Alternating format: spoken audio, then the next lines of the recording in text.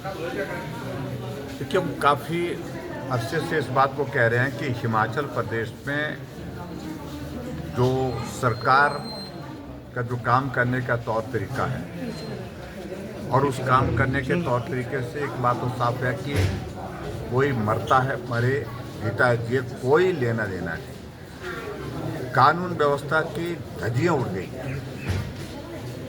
और ये आज मैं यहाँ कुल्लू में आकर के ये उदाहरण देख रहा हूँ। ये घटना हम सुनते थे उन प्रदेशों में जहाँ क्राइम रेट बहुत ज़्यादा होता था। हम यूपी में सुनते थे, बिहार में सुनते थे, दूसरे राज्यों में सुनते थे इस प्रकार की घटनाएं कि ज़मीन के विवाद में इस प्रकार का जो है वो कोई मसला जो है वो देखने को या सुनने को मिलता था। अब यहाँ जहाँ पटवारी को, कानूनगो को आदेश हुआ था तहसीलदार की ओर से डिमार्केशन करने के लिए वहाँ पर जिस आदेश के मुताबिक वहाँ पर साइट पर गए और एक नेता सत्ता पक्ष का पहले तो जब समन दिया गया बताया कि उस वक्त ही उनको ही धमकी दी जो कोई डेली वेजेस पर था या आउटसोर्स पर था, जो लड़का जिसने समन उनको सप्लाई किया उसको भी धमकी दी। और उसके बाद जब मौके पर गए तो पहले कानगो की पिटाई की और उसके बाद फिर पटवारी जब उनको बचाने के लिए गया तो उनके ऊपर जानलेवा हमला किया। ये मैं कह सकता हूँ ये जानलेवा हमला है।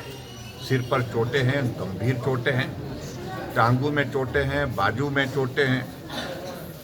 और ये सब जो है संरक्षण प्राप्त सरकार के जो वर्तमान हिमाचल प्रदेश में जो सत्ता है उसके नेता है। और मुझे जो बताया गया कि वो ब्लॉक समिति के चेयरमैन है।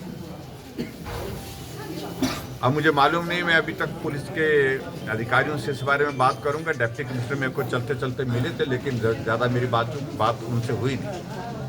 अब FIR दर्ज की गई है कि नहीं की गई है? अगर दर्ज की गई है तो सेक्शन क्या लगाए गए हैं उसमें?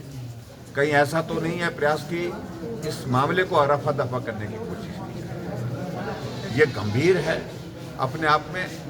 और ऐसे में निश्चित रूप से हमारा तो ये मानना है कि अटेम्प्ट टू मर्डर की सेक्शन इस पर जो है वो अप्लाई होनी चाहिए, लगनी चाहिए। इसलिए लगनी चाहिए क्योंकि सिर पे चोटें लगी। और जिस प्रकार से बताया कि जो शटरिंग के वहाँ पर जो लकड़ियाँ पड़ी थी उनसे पिटाई की, उनसे मारपीट की। और उसके बाद और भाग करके वहाँ से निकले, गाड़ी में बैठे, तो उसके बाद गाड़ी को भी रोकने की कोशिश की और उसके बाद फिर धमकी दी गई। वो तो बता रहे हैं कि भाई वहाँ से कुछ और भी हथियार लाने के लिए जा रहे थे, लेकिन जैसे कैसे जिंदगी बच गई। और जिंदगी अगर बची है तो मैं यही कहूँगा कि ऐसी सूरत में निश्चित रूप से जो कार्रवाई बनती है उस व्यक्ति के खिलाफ, जो कौन कौन लोग थे उन सब के खिलाफ आज ही कार्रवाई होनी चाहिए और उनकी गिरफ्तारी होनी चाहिए। और गिरफ्तारी के बाद जो है कानून के मुताबिक उनको सज़ा मिलनी चाहिए, ये मैं बड़ा साफ कहना है। और अभी मुझे कानगो की जो इनकी जो स्टेट की जो एसोसिएशन है उसके प्रतिनिधि भी मिले थे, वो भी कह रहे हैं कि हमारा भी एतराज़ है, हम भी काम रोकेंगे, हम भी काम कब से आज से ही रोक दिया है। तो इसलिए बहुत बड़ा चिंता का विषय। आप देखिए कि कानून व्यवस्था की हालत इस प्रकार से हिमाचल प्रदेश में है कि ऊना में गोली चलती है, तलवारें चलती हैं, नालागढ़ में गोली चलती है, शिमला के माल रोड पर जो सब्जी काटने का जो जिसको टोका बोलते हैं उससे नौजवान को काट करके मार दिया गया पुलिस रिपोर्टिंग रूम के सामने। शिमला के BCS से 3 बच्चों को अगवा करके लेकर के उठा करके चले जाते हैं। ये देवभूमि हिमाचल प्रदेश में आखिरकार हो क्या रहा है?